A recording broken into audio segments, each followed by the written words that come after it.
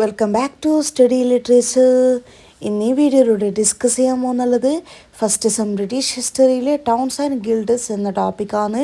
അപ്പോൾ ഈ ഒരു ടോപ്പിക്കിൽ എന്തൊക്കെ കാര്യങ്ങളാണ് പറയുന്നത് നമുക്ക് നോക്കാം. ആദ്യമായിട്ടാണ് എൻ്റെ ചാനൽ കാണുന്നതെങ്കിൽ ആദ്യം തന്നെ ഒന്ന് സബ്സ്ക്രൈബ് ചെയ്യുക. മിഡീവൽ ഇംഗ്ലണ്ടിൽ ടൗൺസും അതുപോലെ തന്നെ ഗിൽഡ്സും എന്നുള്ളത് ഒരു സെൻട്രൽ റോൾ തന്നെയാണ് പ്ലേ ചെയ്യുന്നുള്ളത്. ഏതൊക്കെ കാര്യത്തിൽ?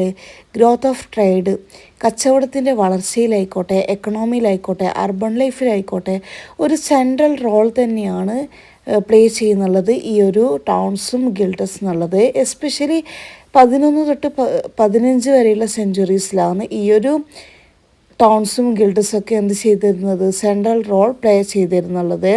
അതുപോലെ തന്നെ കൺട്രി സ്ലോലി ഷിഫ്റ്റ് ചെയ്യുന്നുണ്ട്. പ്യുവർലി ഫ്യൂഡൽ ആൻഡ് റൂറൽ സൊസൈറ്റിയിൽ നിന്നും ഷിഫ്റ്റ് ചെയ്യുന്നുണ്ട്. അതുപോലെ തന്നെ ടൗൺസാണ് എന്തിൻ്റെ സെൻറ്ററായിട്ട് മാറുന്നുള്ളത്, കൊമേഴ്സിൻ്റെ സെൻറ്റേഴ്സായിട്ട് ടൗൺസ് പിന്നീട് മാറുന്നുണ്ട്. ഗിൽഡ്സ് എന്നുള്ളത് ബിക്കം പവർഫുൾ ഓർഗനൈസേഷൻ ആവുന്നുണ്ട്. അതുപോലെ തന്നെ ഗിൽഡ്സ് കൺട്രോൾ ചെയ്യുന്നുണ്ട് ട്രേഡ്, ഇൻഡസ്ട്രി, അതുപോലെ തന്നെ ക്രാഫ്റ്റ്സ്മാൻഷിപ്പൊക്കെ കൺട്രോൾ ചെയ്യുന്നുള്ളത് ഗിൽഡ്സ് ആണ്. അപ്പോൾ ഇവിടെ നമുക്ക് മനസ്സിലാക്കാൻ പറ്റുന്നുള്ളത് മിഡീവൽ ഇംഗ്ലണ്ടിലെ ടൗൺസിൻ്റെയും ഗിൽഡ്സിൻ്റെയും ആ ഒരു സെൻട്രൽ റോൾ എന്നുള്ളത് ചെറിയ കാര്യമൊന്നുമല്ല അല്ലേ.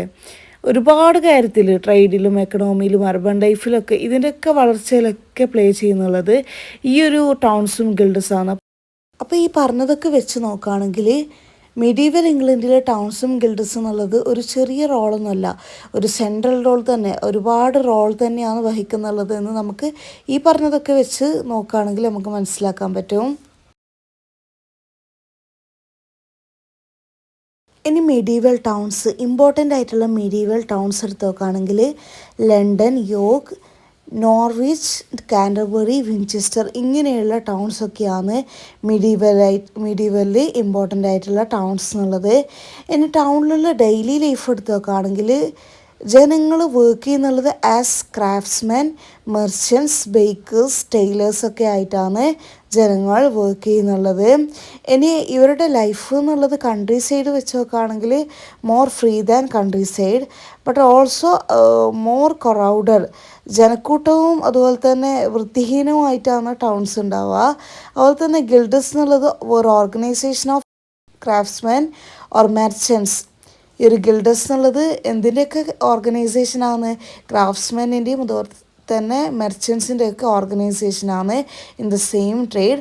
അതുപോലെ തന്നെ ഫോം ചെയ്യുന്നുണ്ട് അവരുടെ ഇൻട്രസ്റ്റും അതുപോലെ തന്നെ സ്റ്റാൻഡേർഡ് റെഗുലേറ്റ് ചെയ്യാനും അവരുടെ ഇൻട്രസ്റ്റ് പ്രൊട്ടക്റ്റ് ചെയ്യാൻ വേണ്ടിയിട്ടും അതുപോലെ തന്നെ സ്റ്റാൻഡേർഡ്സ് റെഗുലേറ്റ് ചെയ്യാൻ വേണ്ടിയിട്ടാണ് ഈ ഒരു ഗിൽഡ്സ് ഫോം ചെയ്യുന്നുള്ളത്.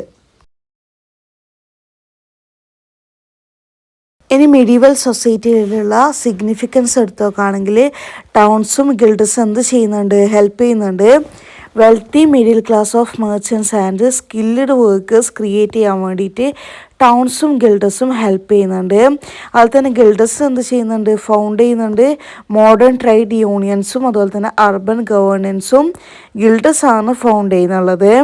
അപ്പോൾ ഈ ഒരു ടോപ്പിക്കിൽ ഇത്രയൊക്കെ കാര്യങ്ങളാണ് പറയുന്നുള്ളത്. ഈ ഒരു ടോപ്പിക്ക് നിങ്ങൾക്ക് എല്ലാവർക്കും മനസ്സിലായിട്ടുണ്ടാകുമെന്ന് വിചാരിക്കുന്നു. ഈ ഒരു ടോപ്പിക്ക് നിങ്ങൾക്ക് എല്ലാവർക്കും മനസ്സിലായിട്ടുണ്ടെങ്കിൽ തീർച്ചയായും സബ്സ്ക്രൈബ് ചെയ്യുക, ലൈക്ക് ചെയ്യുക, നിങ്ങളുടെ ഫ്രണ്ട്സിന് എല്ലാവർക്കും ഷെയർ ചെയ്യുക. അതുപോലെ തന്നെ മറ്റേതൊക്കെ ടോപ്പിക്കാണ് വേണ്ടതെന്ന് കമൻറ്റ് ചെയ്താൽ ആ ഒരു ടോപ്പിക്കൊക്കെ അപ്ലോഡ് ചെയ്യുന്നതായിരിക്കും. നിങ്ങൾക്ക് ഹെൽപ്ഫുൾ ആണെങ്കിൽ ഹെൽപ്ഫുൾ എന്ന് കമൻറ്റ് ചെയ്യാൻ മറക്കരുത്. Stay connected and keep supporting this channel.